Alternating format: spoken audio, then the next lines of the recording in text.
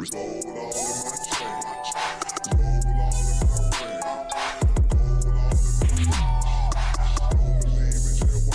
we back. Yes. And literally, I don't know when I posted the other video, when I said I was going to do this, but I literally did this in record time. I have never backtested this fast in my entire existence. Literally never backtested this fast. 502 trades. I backtested 502 trades over 2 years with perfect entries that are exactly what I would say it is. Obviously this is a loss, like this is a terrible loss. Look at that, price just comes straight back down, but we're going to get into that. Basically, I've done it.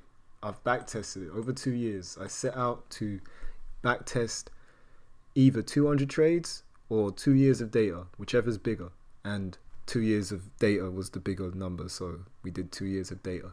And I learned a bit. I can't lie, I learned a lot. I did it very quickly, very fast. So I was just marking it, win or loss, but I was also looking at what was going on.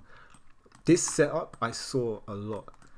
This setup here, I don't know what this setup is. I have to refine the rules, but basically it goes up here and then it comes down here. It's like it does a fake out. Like that fake out, I don't know what that fake out is, but that fake out, it needs to be studied. Like even just like you can just do it there, you know, put it like up to here or something, and look at that, you got the whole move. Got the whole move. You can wait for it to even break out and then, you know, use the box. You know, there's a few ways you can trade that, but it's like it fakes. The fake out happened quite a lot. Obviously here nothing really happened. Here it actually worked out. But obviously that only happens 30% of the time. It doesn't happen all the time. Here it works out. There's even a couple of trades like this one here. Like this is a prime example of what I mean. This one, the trade literally goes parabolic. It's like 2 to 1 is not enough. Look, 3 to 1. Easy. But look, you go into this trade and it just flies. It just flies. Like 10 to 1. 10 to 1 trade I'm missing out on there because I'm only going out 2 to 1. It's like if it was a 30% win rate, but I was winning trades like this every so often, it would even out. It would actually even out. So there's a few ways I could do this, but yeah. So now I've done the back test. Now I know the win rate is 30%.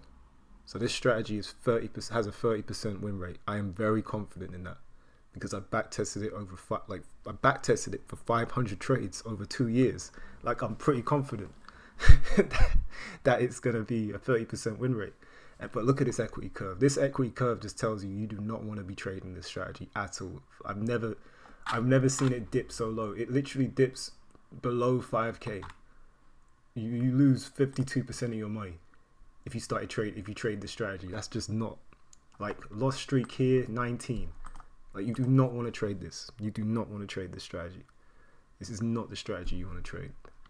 So what do I do next? Well, now I've got to take the notes I did, which I put in here, and maybe I'll go over the notes. Let's go over a couple of them and see if we can make sense of them. So let's see. I'm trying to make that go to the side. Alright, cool. So I made a couple notes, but not too many. So take pictures of trades that you like and use AI to tell you if there are any patterns. All right, cool. I'll do that. I'll probably do that. I'll take some good trades and I'll see, hey, what do you notice? But I'll use my eyes. So identify C trades and filter them out. That's the first. This is the first thing I'm gonna do. This right here, because I saw some trades which I should not be taking, like at all. So I'm gonna go back over the trades and I'm gonna find the trades I don't like. I'm gonna take a picture of them. I'm gonna put them in here.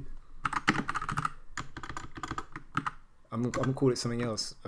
Bad trades or C grade trades. C trades, bad trades. Let me just call them bad. Don't trade these setups.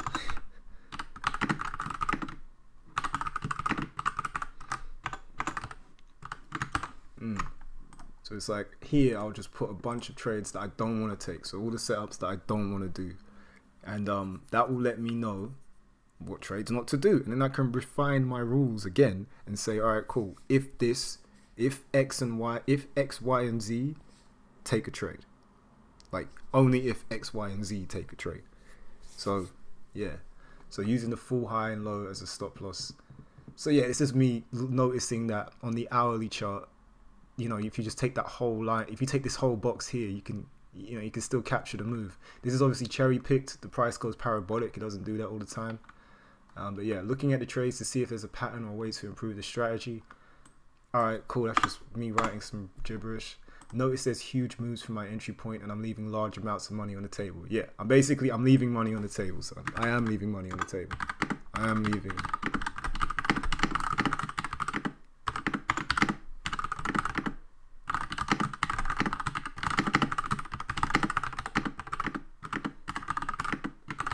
Yeah, I need a trailing stop or a bigger TP. Some trades are too small of a stop loss. I know I'm going to resolve that. I'm going to add the ATR to the low/high, because that actually gives me a little bit more breathing room. If I go on the 5-minute chart, I'll show you one setup. Where it mattered. In fact, I actually think I got it in my notes. I do. There it is. So yeah, this one here, you can see that middle box in there, that's where it is, and it gets wicked out, and then it goes to my favor. But you can see the bigger red box, that's where my new stop loss would be, and that will keep me in the trade. And then still, I'll hit my TP. So little small tweaks like that would be great. Here's another one. I know I'm skipping ahead, but here's another one. There's two here actually, where it's just asking for too much. Like there's too much going on here. Like if you look at the size of this, it's just too big. So I just would probably not want to get out of it. But what is that? How many pips is that? Here's another one where the entry candle literally covers the entire box. Do you know? It kind of covers the entire box. So it's like that's the range. That's the pre-market range. And this entry candle just covered the whole thing. It's like it's too late. You don't want to enter there. So those are two examples of bad trades. I can take these, to be honest, and be like, hey, yo, these are bad trades. I might even do that. Don't trade these setups, because they're not good setups. They're not setups you want to take. I don't want to take. If I see these setups in the wild, I know now, don't take them. So that, that reduces that increases my win rate straight away, because I'm staying out of bad trades. I'm just developing it. But this is what I mean. This is that. Potentially, I may go back to EMA jump and breakout star, and backtest them over 2 years or with 200 trades. That was just a note to self. Like breakout star, or it wasn't even really breakout star. It was actually EMA jump with breakout star, because I did have my old. That's my old strategy. My old strategy. I actually found the backtest I did, and I only did 70 trades. So I'm wondering if I go back to that, using this method of making an indicator on TradingView and then just going through it really quickly. Would I be able to get to 2 years and 200 trades? Probably. I'll probably be able to do that in a few days. Like, I might be able to do that in a day if I'm really committed to it. But I think I'm going to keep developing this one, because I like the idea of having a set session period. I think that's the advantage this has over the breakout star and the EMA jump. They happen any time of day. So I'll have to sit on the charts and wait the entire day for them to happen. With this, it only happens in a set period of time. Like I'm only worrying about the charts from 6 to 7 and then from 7 to 9, and that's it. I'm not worried about it afterwards. And that's kind of what I want. I want something where it's just a set time. I look for it, and if it's not there, it's not there. And if it is there, then I enter. But and yeah, plus I'm studying it as well. I'm getting used to that idea, of that market structure. Because look at this, it's like it goes up, it fakes out here, and then it comes down, and then once it comes out of this box down here, it just makes its movement. So it's like there's a fake out going on, and obviously sometimes it just goes up, sometimes it just does its thing.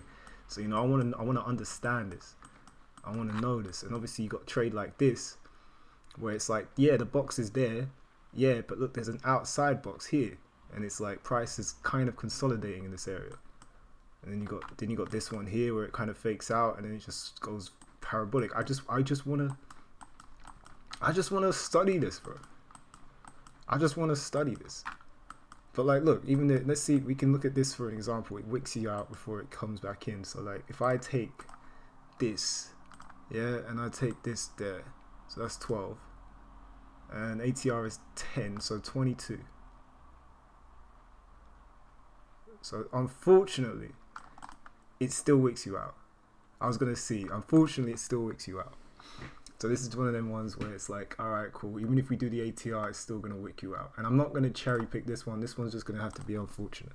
But that's what I want to do. I want to go back and I want to check what happens if I do this, and then just incrementally add new things, new ideas, and yeah, see what I can do. See if I can lift this win rate. Because right now I have a win rate, 30%. So let's see if I can lift that to a more favorable rate. And if I come to this is what I want to show. So I've got a table here, and this is the win rate. So this is the win rate. This is the risk to reward. So this is the risk to reward 1 to 2, 1 to 1, 1 to 0.5, 1 to 10. This is the win rate, 10% win rate to 100% win rate. And this tells me the expected return of a win rate with its risk to reward. So it tells me what win rate I need for my risk to reward. So any of these risk to rewards here, you can use this and you can find what win rate you need and what your expected return will be. So for a 2 to 1 at 30%, my expected return is negative 10%. So I need to lift my win rate in order for it to be profitable. It needs to be at least 35%, and then you'll have 5% expected return. But ideally, you want a 40% one, because 20% expected return is that 1 to 3% a year mark. Not a year, sorry, a month mark. And that's what I want. My aim is to make 1 to 3% a month consistently, on average, over many, many years. Because, you know, if you have that consistently and you scale, you get bigger and bigger capital, you know, that money will just be coming in consistently. You know, start off on a 10k account, 1 to 3% is 100 to 300 pound. 100k account, it's 1,000 to 3,000 pound. 1 million account, it's 10,000 to 30,000. 10 million account is 100,000 to 300,000, and you know, then you've made it. You know, that's life. Like, you know, if you can live like that, if you can consistently make 1 to 3% on like something huge, you know, like 10 million or 1 million, you're making stupid money. You're making money that's just like, you know, that's the lifestyle. That's your lifestyle right there. That's the Lamborghini. That's the crazy trips. That's all of that. So that's really the aim. The aim is to just have consistent 1 to 3% a month and just scale up the capital to infinity heights, to heights, you know, to those high heights right there, remaining consistent. Like, that's the play. It's very ambitious. It's very long as well. If I made it to a 100k account and I got 1 to 3% and I made 1,000 to 3,000 a month, that, to be honest, that would be better than most traders. So even that is ideal. You know, a million being, you know, if I'm making 10 to 30,000, I'm talking too much about it. I'm in the dreamland. Let me come back to reality. The reality is that I need to improve this win rate by making small adjustments. First of all, I find the trades which are terrible. I find the bad trades and I put them all in that Notion document there so I can see them. And so I can make some rules to say what not to take. Then afterwards, I'm going to add the ATR. I'm going to show exactly how I showed it before. And then, but yeah, it's going to take out some more trades. I'm just going to continue to add these little filters, and these filters hopefully should make sure that I stay out of bad trades and only keep good trades. And then maybe I'll start considering how am I going to get these monster trades, because these monster trades here are, well, they're impeccable. Look at them. They're just absolutely impeccable. It's like I'm looking at these trades and I'm thinking, wow. It's like, even if I had like let's say half, like I put like 0.5% twice, and, you know, the 0.5% aims for this and gets the 1%, you know, 2 times 0.5, we get that 1%, and then the other one just keeps going until it hits the trailing stop, you know, put the stop loss to break even so it doesn't get whipsawed out and I don't lose any money. Just a risk-free trade. That could work. So maybe I'll even put that down, like trailing stop strategy.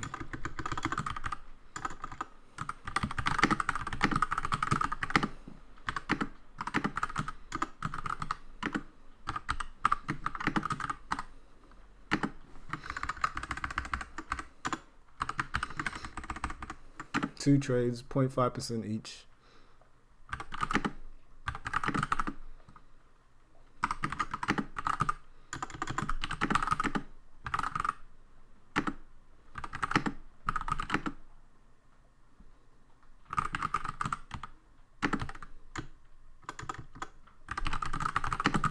Like literally, an indicator says like parabolic or parabolic SARS or a moving average, or even just market structure, or even just the end of day, like whatever indicator I decide to use, just yeah.